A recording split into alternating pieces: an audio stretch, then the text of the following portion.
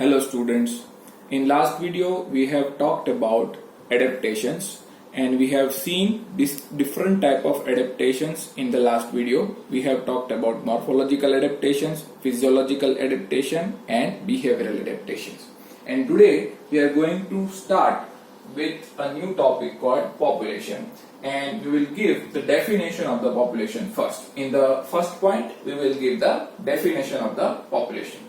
What is population? Population is a group of individuals of same species who live in a small geographical area and who interbreed also and who compete for the same natural resources.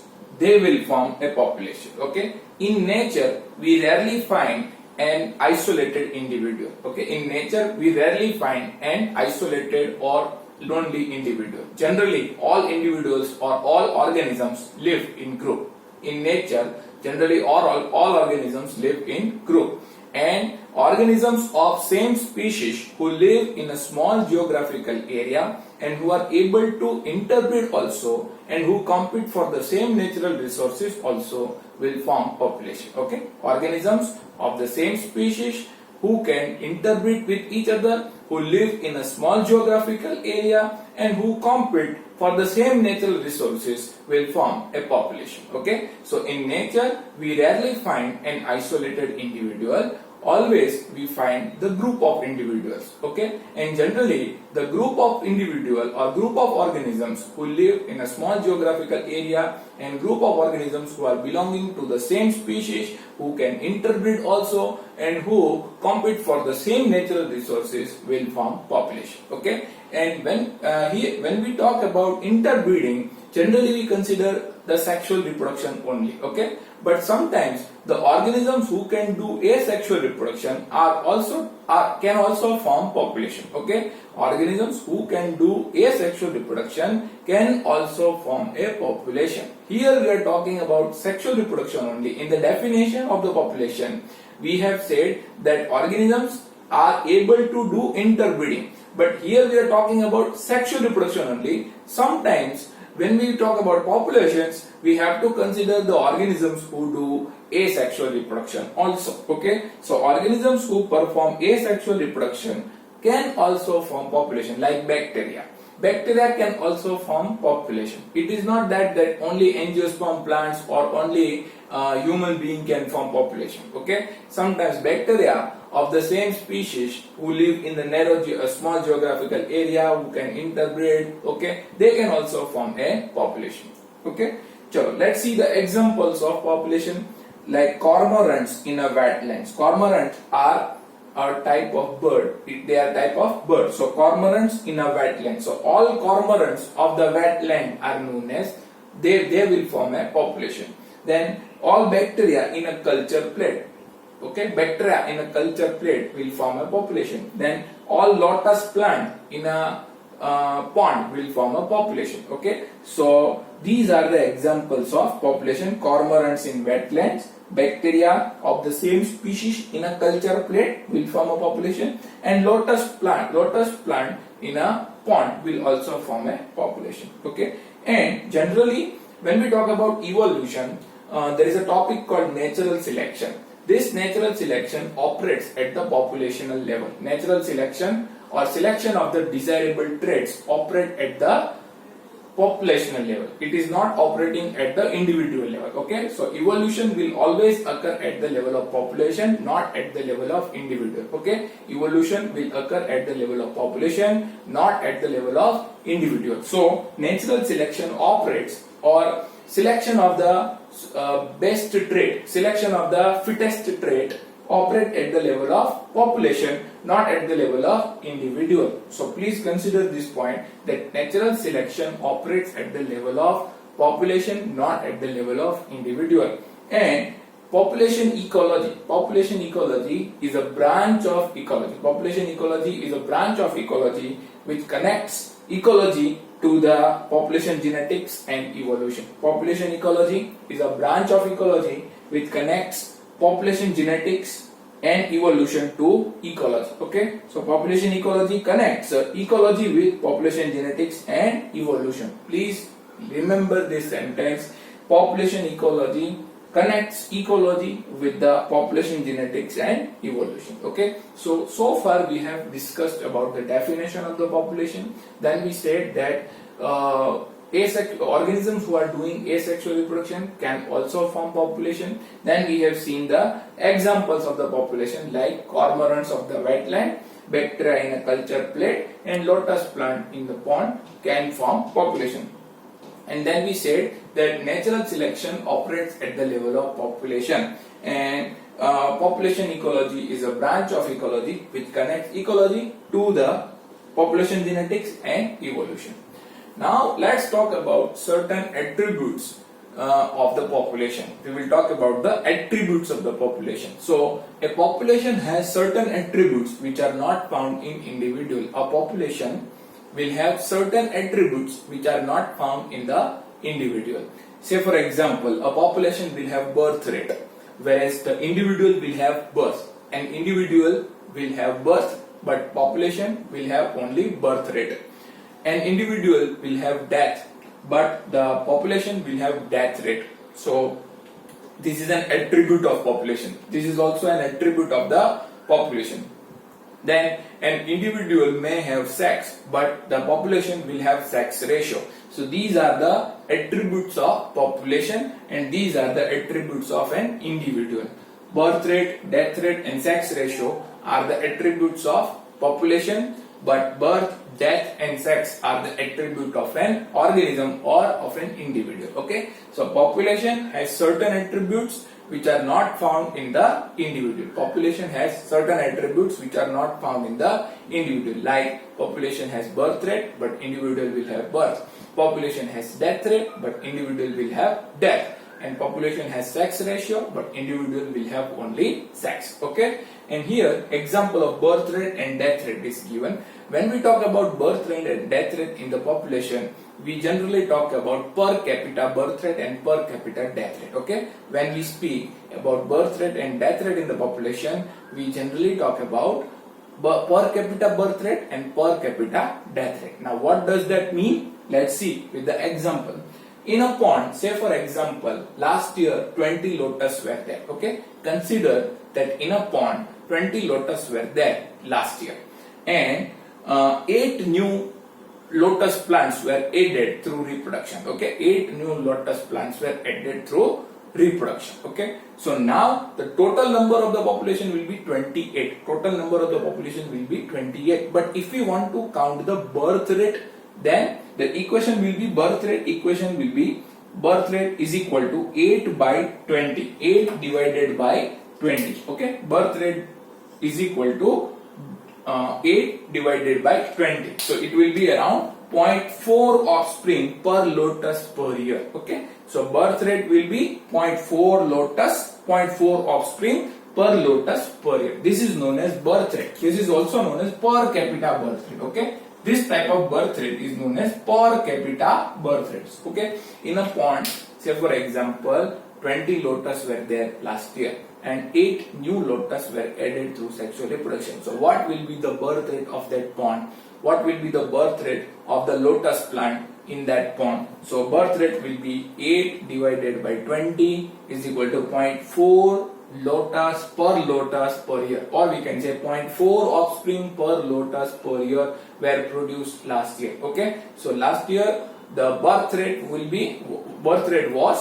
0.4 lotus or 0.4 offspring per lotus per year.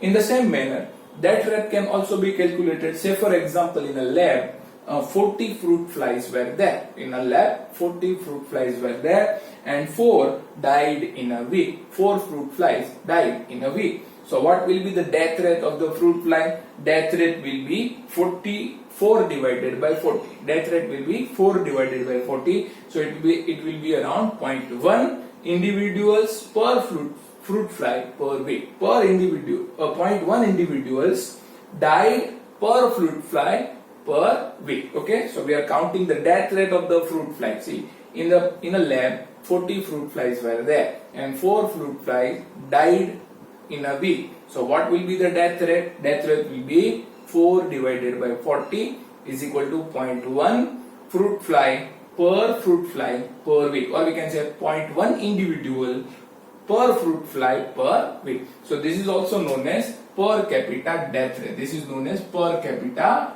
death rate. Okay, so here we are talking about attributes of the population. In that we said that a population has certain attributes which are not found in the individual. A population will have birth rate, but the individual will have birth. A population has death rate, but the individual will have deaths. And a population will have sex ratio, but the individual will have only sex. And we gave two examples of birth rate and death rate. First example of birth rate was regarding lotus, and second example of death rate was regarding fruit fly. Okay, and let's talk about sex ratio. What is sex ratio? Number of the females per 1,000 males is known as sex ratio. Number of the females per 1,000 male in the population is known as sex ratio. This kind of sex ratio is not shown by individual. This kind of sex ratio is not shown by the individual. What is sex ratio? Sex ratio is the number of females per 1,000 male is known as sex ratio. Okay, so these are the attributes of population which are not present in the individual. Now let's talk about age distribution of the population. What is age distribution? And a population will have organisms of different ages. A population will always have organisms of different ages. And if we count the percentage of different ages, okay, then we can get age distribution. How can we get age distribution? By counting the percentage of different age group, we can get the age distribution. Okay, a population has organisms of different age groups, and if we count the percentage of different age group, then we can get the age distribution. Say for example, a population will have three type of age group: pre-reproductive age group, reproductive age group, and post-reproductive age group. Okay, three types of organisms will be there in the population. Three types of individuals will be there in a population. Individuals belonging to pre-reproductive age, individuals belonging to reproductive age, and individuals belonging to post-reproductive age. Okay, so a population will have three types of individuals or three types of age groups: pre-reproductive age group, post-reproductive age group, and reproductive age group. Pre-reproductive age group will be childs, all children. All children will fall in pre-reproductive age group. All young people will fall in the reproductive age group, and all aged people will fall in the post-reproductive age group. Okay, so a population has three type of age group. Pre-reproductive age group includes children, reproductive age group includes young people, and post-reproductive age group includes aged individuals. Okay, so if we consider their percentage, if we count their percentage, and then after counting their percentage, if we try to plot it in form of a graph, then we will achieve this kind of designs. Then we will get this kind of designs. Okay, so we will count the percentage of different age group first. And then we will plot it in form of a graph. And so we will get this kind of designs. This design shows that the population is growing. This design says that the population is stable, and this design says that the population is declining. How can we say that? See, this is known as age pyramid.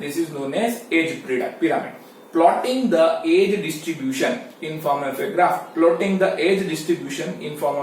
Is known as age pyramid. Okay, what is age pyramid? Age pyramid is plotting the age distribution in form of a graph. Is known as age pyramid.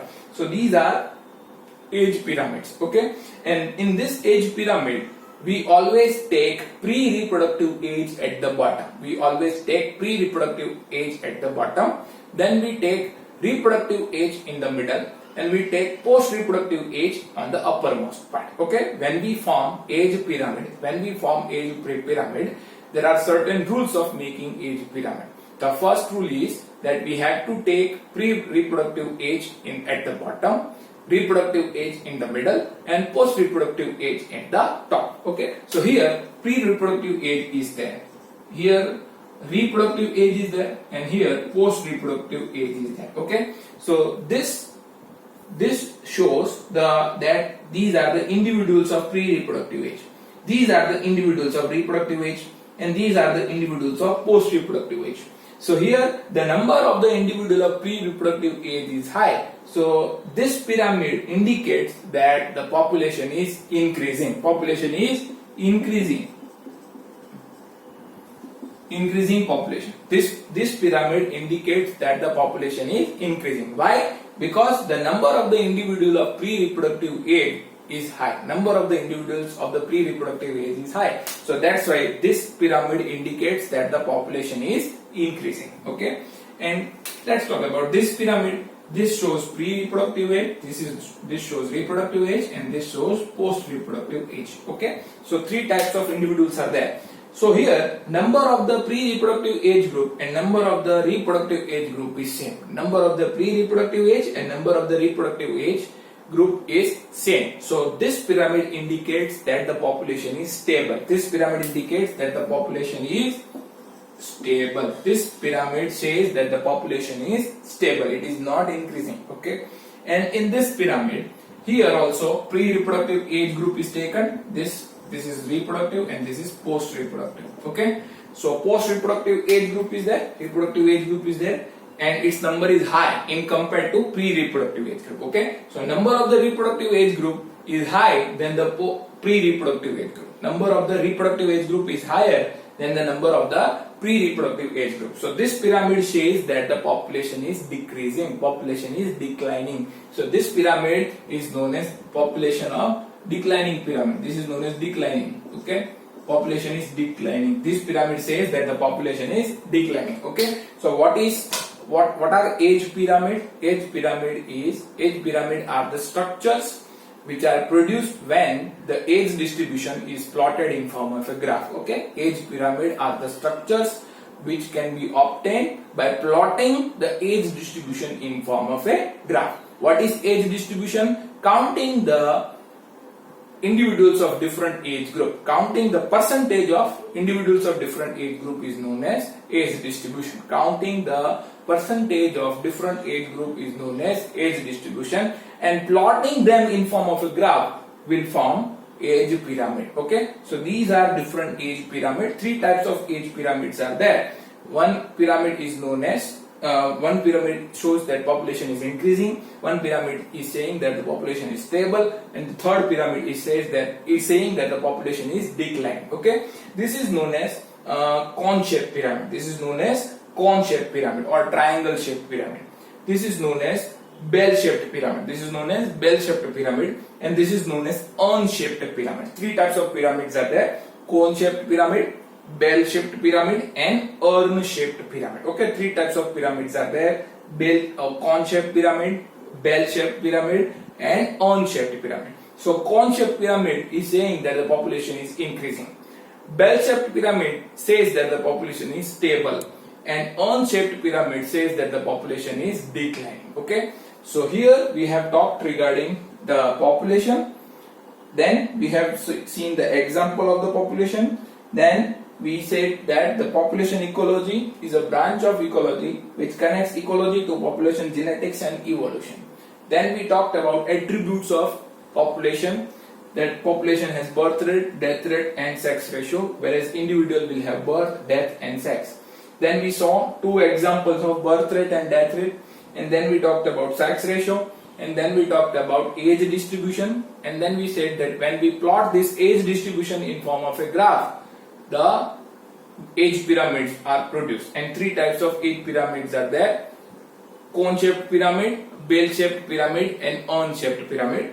Cone-shaped pyramid says that its population is increasing, bell-shaped pyramid says that the population is stable, and urn-shaped pyramid says that the population is decreasing. And while forming a pyramid, we have to keep pre-reproductive age group at the bottom, reproductive age group in the middle, and post-reproductive age group at the top. These are the rules. And age pyramid will always have female and male together. So there are no separate age pyramid of female and males. Okay, a age pyramid will have male and female together. So there are no separate age pyramid of female and males. Okay, so this is all about population. In the next video, we will talk about how to count the population. How can we count the population? Okay, best of luck.